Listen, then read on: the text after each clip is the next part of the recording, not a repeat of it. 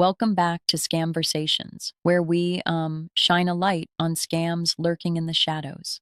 Today's chat is all about those fake utility bill calls that try to convince you that your lights, or rather your utilities, Yeah, are about to get shut off. right. It's crazy how these calls come out of nowhere, all urgent and intense, claiming your gas, water, or electricity is on the line. Can you imagine? Exactly. It's like you're on the edge of a power outage apocalypse. The scammers use this tactic where they call you using what looks like your actual power company number, and then a robotic or aggressive voice tells you your account is past due. They throw in phrases like immediate payment Right. required and even instruct you to press 1 to speak with billing. Yeah, it just creates this high pressure situation where you're compelled to react immediately without time to think. That pressure is so, well, manipulative. Oh, absolutely. It's Scam 101. Create a crisis, demand instant action. And sometimes they even use real employee names or spoof the utility company's caller ID. Exactly. So you end up pressing that one, and then suddenly you're transferred to someone who sounds, I don't know, overly official and downright menacing. Right. And then the call takes a darker turn. They claim there's a technician en route to shut off your service, like right then, and the only way to stop the madness is to pay immediately. It's designed to make Yeah, you panic. but here's what I find interesting. These scammers always target the most vulnerable moments in your day, like during extreme weather or right before a holiday when, people are already on edge. Totally. It's almost cruel how they time these calls. They know if you're already stressed, your brain is more likely to accept their narrative without questioning it. For sure. Now, can we talk about the payment methods they push? I mean, gift cards, prepaid debit cards, even crypto. Not exactly what you'd expect from a legit utility company, right? Yes. Legit companies never ask you to pay by those methods. They normally send you a written notice or a bill. But these scammers, they'll say, don't hang up because if you do, the disconnection is final, and then instruct you to make an untraceable payment. Yeah, that's shocking. It really makes you think, why would anyone risk paying with something as trackable as debit or credit when you could just use something untraceable like a gift card? Exactly. It's a red flag.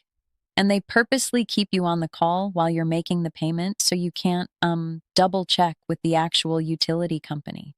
It's like they're holding you hostage with fear. Very scary. I recall one case you mentioned, right?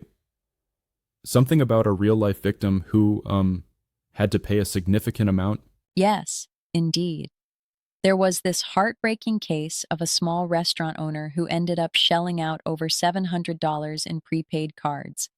The scammer told her her gas would be cut off just before the lunch rush. Imagine Yeah, the that's panic, brutal. her livelihood on the line. And then there were reports from Florida where a couple paid over $300 just before a hurricane, fearing a power outage. It's really unfortunate how these scams prey on people during their worst moments. Right. And it's not just about the money, it's about the psychological manipulation.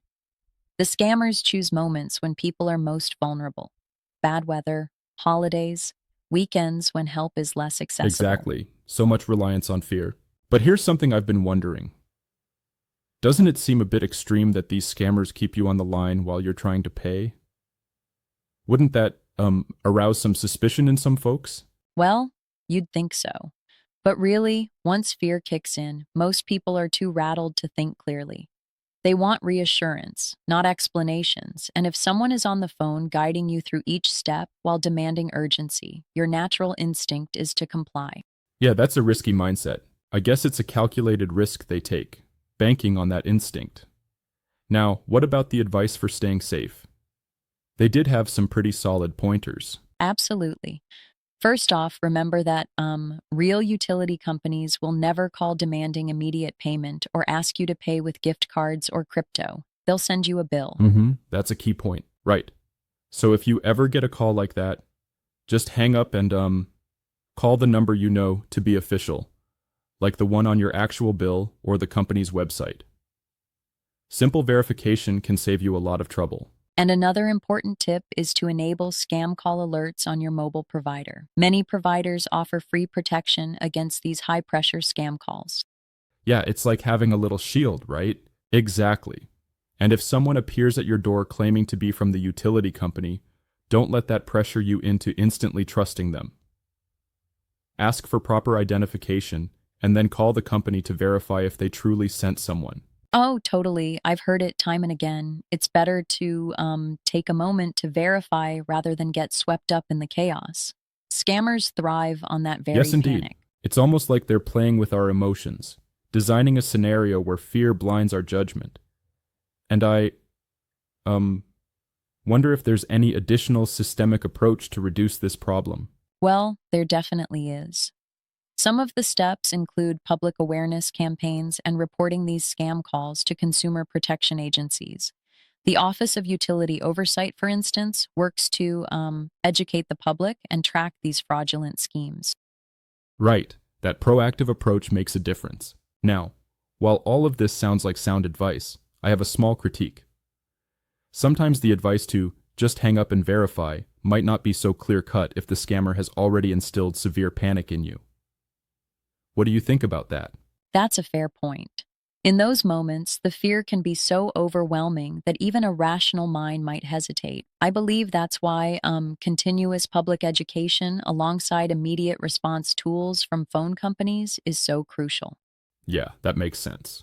Education is key, both on recognizing red flags and knowing the proper verification methods. It really comes down to being prepared rather than caught off guard, right? Exactly. And it's not just about knowing the procedures, but also about understanding the tactics used by these scammers. Once you know that they create crises and insist on immediate payment using untraceable methods, your response can be more measured. Right. I mean, it's a bit like knowing that the lights are safe if you hang up, as the episode title suggests. Sometimes, just taking that one deep breath can be all it takes before you verify the story. Yeah, that's the essence. If someone tells you, hang up right now before it's too late, remember, your lights are safe if you hang up. It's a moment to pause, verify from your end, and then decide what to do. Absolutely. That's a great takeaway. And speaking of takeaway, I think the bottom line is, don't let fear override common sense. Call your utility company directly, verify their identity, and report any suspicious activity to the authorities. It's all about staying in control. Exactly. Scammers want to keep you isolated and scared so they can maneuver you into making impulsive decisions. But if you keep a cool head and follow the proper verification steps, you can outsmart them. Right on. Before we wrap up, I just want to emphasize the importance of community awareness. Sharing these stories, like the cases we talked about, a restaurant owner losing over $700, or a couple in Florida paying $300, can really help others recognize the pattern early.